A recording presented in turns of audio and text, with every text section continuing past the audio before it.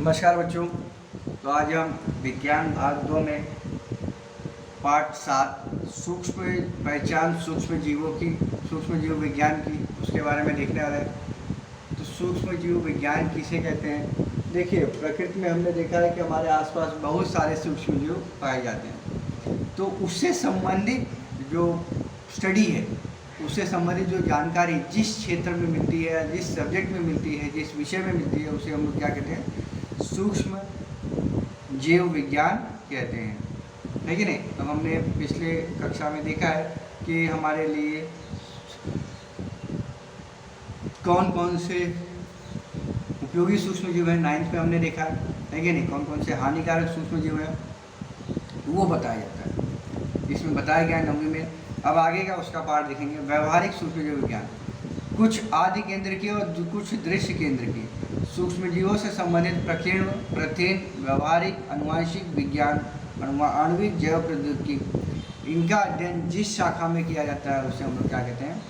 सूक्ष्म जीव विज्ञान कहते हैं। क्लियर? तो जिसमें जितने भी सूक्ष्म जीव हैं उनका प्रकीर्ण, संबंधित प्रकीर्ण, प्रथिन, व्यवहारिक, आनुवंशिक विज्ञान या जो भी चीज़ है वो किसमें आता है? सूक्ष्म जीव विज्ञान के अंतर्गत आता है। इस अध्ययन का उपयोग समाज के लिए किया जाता है और सूक्ष्म जीवों की सहायता से खाद्य पदार्थ, दवाइयाँ जैसे उत्पाद बड़ी मात्रा में लिए जाते हैं।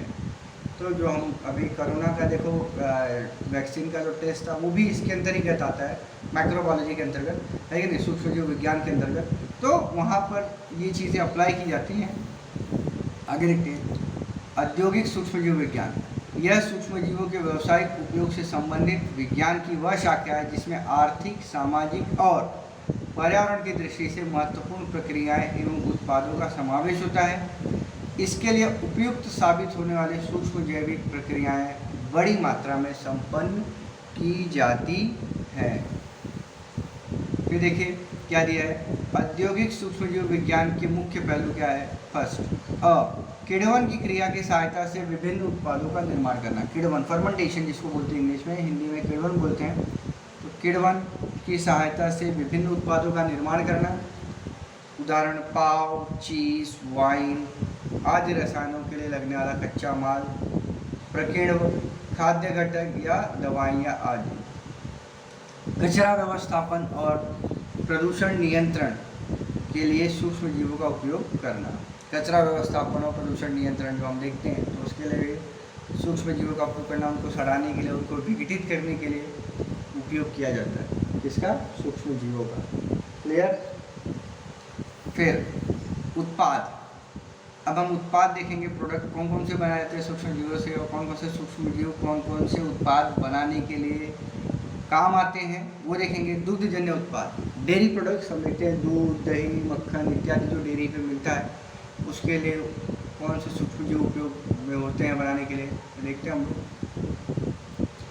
पुराने समय में दूध को टिकाए रखने के लिए उसका विभिन्न पदार्थों में रूपांतरण किया जाता था, जैसे चीज़, मक्खन, क्रीम, केफिर, बकरी के दूध से बना दही जैसा पदार्थ, योगर्ट, दही जैसा पदार्थ आदि। ये पदार्थ बनाते समय दूध में पानी की मात्रा और अम्लीयता में परिवर्तन होता है और बनावट, स्वाद और गंध में वृद्धि होती है। हमने देखा है दूध से दही बनता है तो दही बनने में उसका स्वाद बदल जाता है, लेकिन और दही जल्दी ख़राब भी नहीं होता, वो टिका रहता है। क्लियर? अब आगे देखेंगे। अब यही प्रक्रियाएं बड़े पैमाने पर अधिक कुशलतापूर्वक करवाई जाती हैं। अधिकांश दुग्धजन्य उत्पादों के लिए दूध में स्थित जीवाणुओं का ही इस्तेमाल किया जाता है। केवल चीज़ के उत्पादन में तंतु कोकों का इस्तेमाल किया जाता है। योगर्ट, मक्खन, क्रीम आदि के लिए की जाने वाली मूलभूत प्रक्रिया समान है।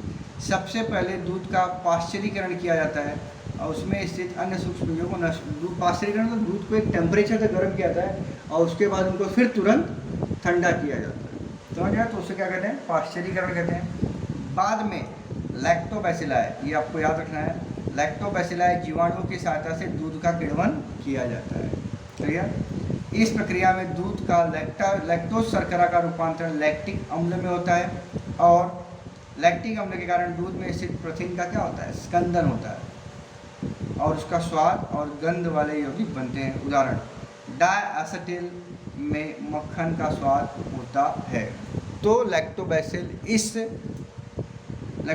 इस जीवाणु का उपयोग करके हम लोग दूध का रूपांतर अन्य चीज़ों में कर सकते हैं। फिर देखिए योगार्ट का उत्पादन। योगार्ट क्या है, दही, यह एक खट्टे स्वाद वाला उत्पाद है। उनका औद्योगिक उत्पादन करते समय दूध में प्रोटीनों के लिए दूध पाउडर मिलाया जाता है। दूध को गर्म करके गुनगुना किया जाता है और उसमें स्ट्रेप्टोकोकस थर्माफिलिस तथा लैक्टोबैसिलस डेल्ब्रुकी इन जीवाणु का उपयोग 1:1 में मिश्रण में मिलाया जाता है। स्ट्रेप्टोकोकस के कारण क्या होता है, लैक्टिक अम्ल बनकर प्रोटीनों का जेल बनता है और दही को गाढ़ापन मिलता है। गाढ़ापन है कि नहीं, दही दो प्रकार की होती है, पानी जैसी होती है, गाढ़ी जैसी होती है। तो उसमें स्ट्रेप्टोकोकस के कारण लैक्टिक अम्ल बनकर वो दही गाढ़ा बनता है। लैक्टोबैसिलस के कारण एसिटल्डिहाइड जैसे यौगिक बनते हैं और दही को एक विशिष्ट स्वाद प्राप्त होता है। आजकल योगार्ट में फलों का रस आदि मिलाकर अलग अलग स्वाद निर्माण किए जाते हैं। उदाहरण, स्ट्रॉबेरी योगार्ट भी आता है। विभिन्न प्रकार के जो उनके स्वाद होते हैं वो लाए जाते हैं। बनाना योगार्ट होता है। योगार्ट का पाशीकरण करके उसे लंबे तक टिकाए रखते हैं और उसका प्रोबायोटिक गुणधर्म भी बढ़ाते हैं। समझ में, योगार्ट एक तरह से होता है। तो फिर मक्खन, बटर, मक्खन देखते हैं हम लोग, है कि नहीं, बटर जो लगाते हैं। इससे स्वीट क्रीम और कल्चर्ड ऐसे दो प्रकार बड़ी मात्रा में प्राप्त किए जाते हैं, जिसमें कल्चर्ड इस प्रकार के उत्पादों में सूक्ष्म जीवों का सहभाग होता है। तो अभी के लिए इतना ही, आगे हम लोग नेक्स्ट पीरियड में देखेंगे आगे का। तो आप पढ़िए और आप अपना कॉपी कंप्लीट करके रखिए। ओके, धन्यवाद।